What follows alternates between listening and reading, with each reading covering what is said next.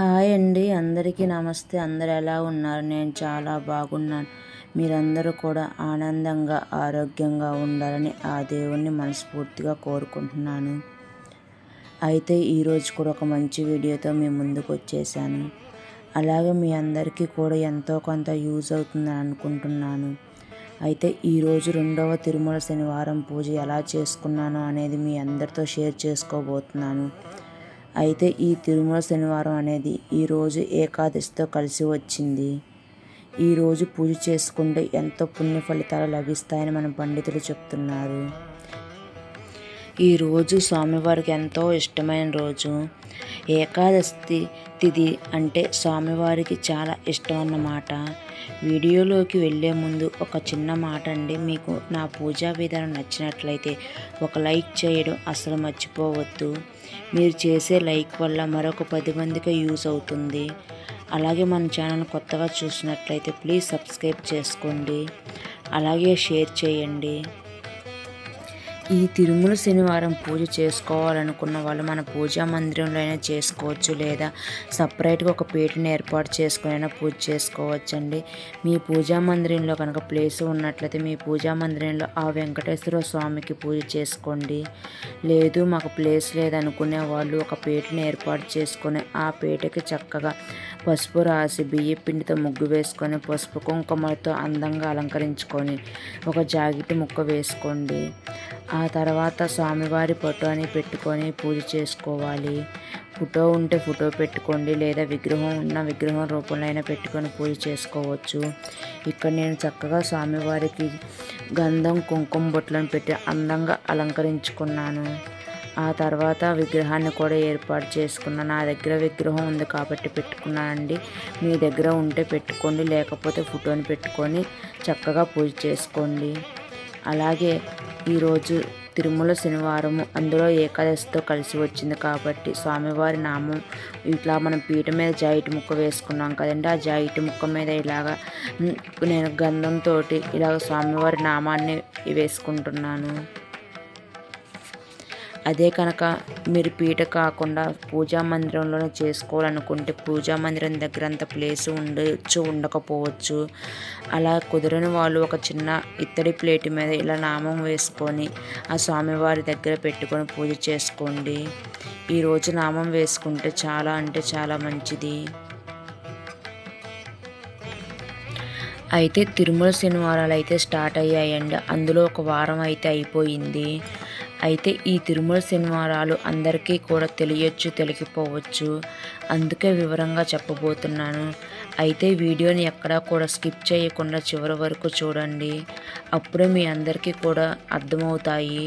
తెలియని వారి కోసం చెప్పబోతున్నానండి. అలాగే ఈసారి అంటే ఈ 2వ తిరుమల శనివారం ఏకాదశి రోజున వచ్చింది కాబట్టి ఆ స్వామివారికి ఇంకా ప్రత్యేకమైన రోజు.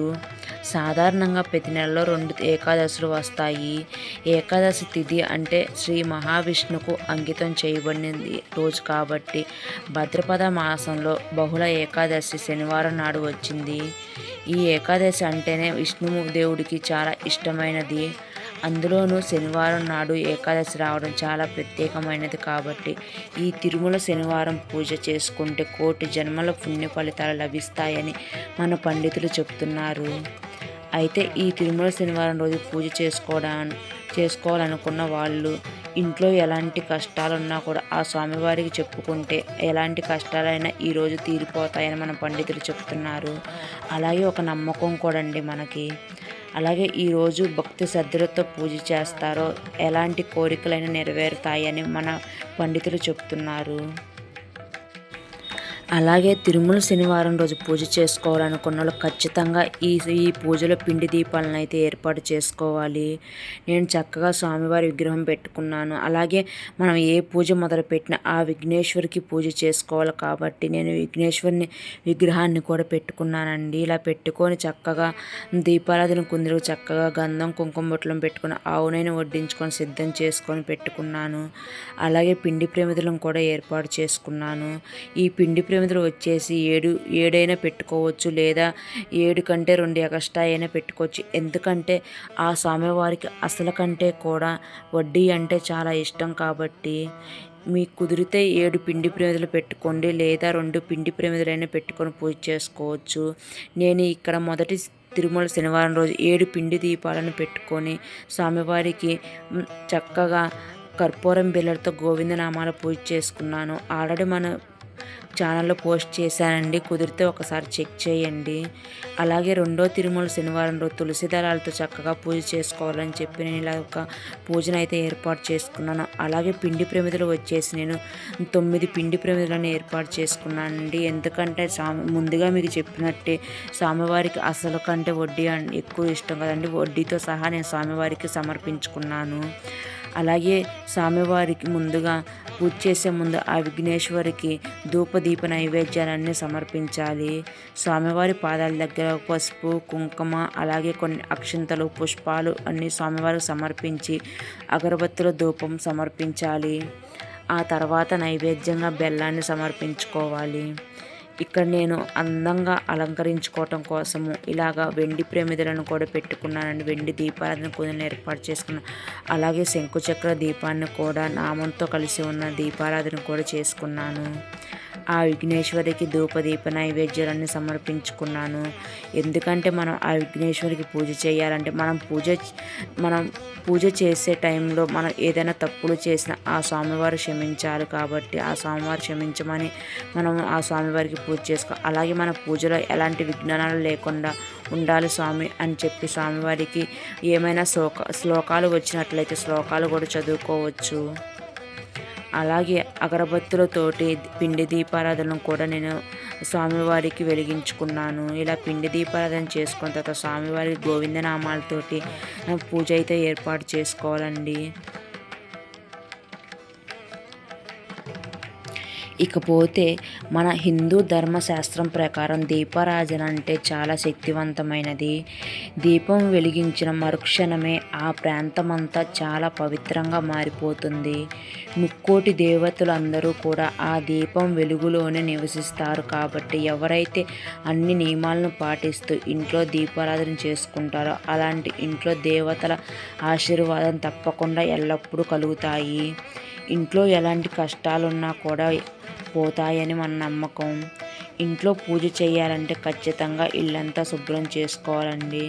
అలాగే ఈరోజు ఏకాదశి, శనివారము, తిరుమల శనివారాలు, అలాగే ఈ శనివారం పూజ చేసుకోవడానికి ఇల్లంతా ముందుగా శుభ్రం చేసుకోవాలి. అలాగే ఇల్లు శుభ్రం చేసుకుంటే నీటిలో పసుపు నీళ్ళు చల్లుకోవాలి. అలాగే ముగ్గులో లక్ష్మీదేవి నివసిస్తుంది కాబట్టి పూజ చేసేటప్పుడు మీ పూజ గదిలో కానీ లేదా వాకిట్లో కానీ ముగ్గు వేసుకొని పసుపు కుంకుమలతో చక్కగా అలంకరించుకోండి.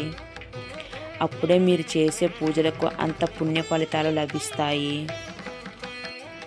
ఈ ఏకాదశి రోజు అంటే తిరుమల శనివారం ఈ రోజున వెంకటేశ్వర స్వామిని ఎవరైతే భక్తి శ్రద్ధలతో పూజిస్తారో అలాంటి వారికి ఎలాంటి కష్టాలు ఉండవని మన పండితులు చెప్తున్నారు. ఆ వెంకన్న అనుగ్రహం కలిగి మన ఇల్లంతా అష్టైశ్వర్యాలతో నిండిపోతుంది. అలాగే ఈరోజు స్వామివారికి తులసి మాలతో కానీ లేదా తులసి దళాలతో పూజ చేసుకుంటే అంత మంచిది. మీ దగ్గర తులసి మాల ఉన్నట్లయితే స్వామివారికి తులసి మాలను దండగా చేసుకొని వేయండి, లేదా తులసి దళాలతో అయినా స్వామివారికి పూజ చేయండి. ఇక్కడ నేను మొదటి తిరుమల శనివారం రోజు తులసి దళాల మాలతోటి స్వామివారికి చక్కగా అలంకరించుకున్నాను. ఈరోజు అంత తులసి దళాలు అయితే నా దగ్గర లేవండి. అందుకని పూలలో అక్కడక్కడ తులసి ఆకులు వేసుకొని మాల కట్టుకొని స్వామివారికి దండగా చేసుకొని వేసుకున్నాను. ఆ తర్వాత మిగతా తులసి దళాలతోటి స్వామివారికి గోవింద నామాలను అయితే చేసుకున్నాను. ఒక్కొక్క నామం చదువుకుంటూ కొన్ని తులసి దళాలు స్వామివారి పాదాల దగ్గర వేసుకుంటూ ఇలాగ స్వామివారికి గోవింద నామాలు పూజ చేసుకున్నాను.